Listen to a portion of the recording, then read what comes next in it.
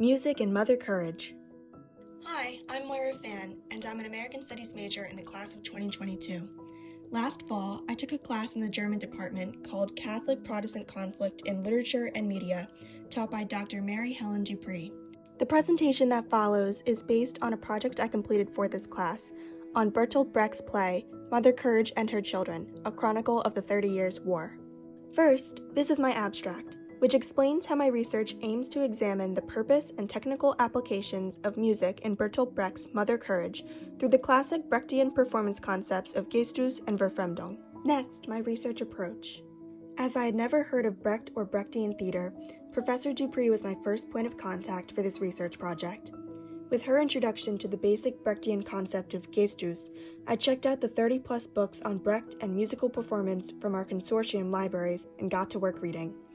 The process for this research project was fairly simple, as I relied on secondary sources and primary examples within Mother Courage to learn more about Brecht's approach to using music in his plays.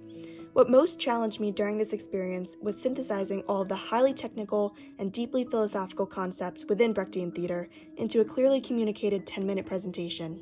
Now for an overview of my research. Bertolt Brecht was a 20th century German playwright who experienced prolific success during his lifetime.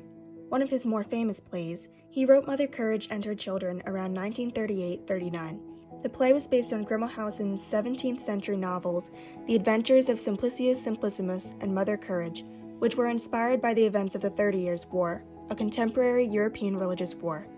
Paul Dessau composed the music in 1948-49 in time for the 1949 Berliner Ensemble to produce the second and extremely popular performance of Brecht's play. The idea of verfremdung, or alienation, was prevalent throughout many of Brecht's plays, including Mother Courage.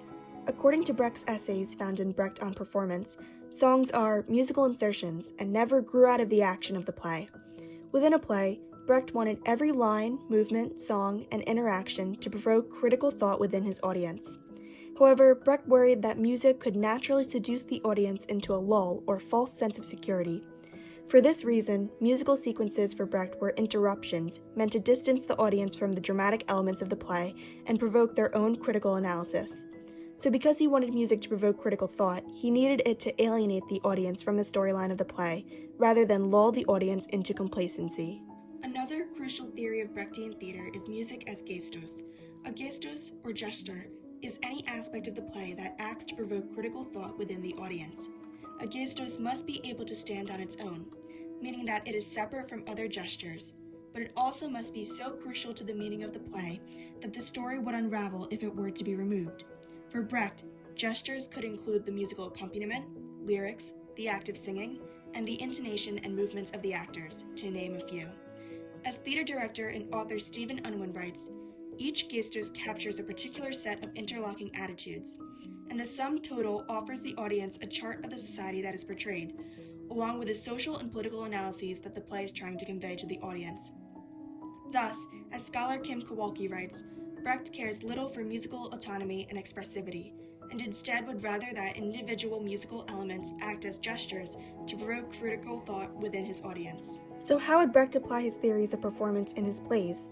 First, having music that is not particularly catchy or technically advanced, thin orchestration, and performers who do not sing in classically trained, operatic, or beautiful voices would signal to the audience that the music is not meant to be appreciated on its own or for any feelings it might inadvertently produce. The use of props and a clearly visible orchestra would also remind the audience to remain aware of their surroundings and to examine the music through a critical lens. And an emblem could be lowered from the ceiling whenever a character sang, such as in this image of Mother Courage's original production, to signal to the audience that these are musical insertions, not an extension of the story. In the end, this research experience was exciting and thought-provoking for me. Even as a musician and theater buff, the Brechtian approach to musical performance was completely new to me and revealed a different but interesting way to think about music. Finally, I want to thank Professor Dupree for introducing me to Brecht, Mother Courage, and this fascinating theory of performance, and for being an overall wonderful professor.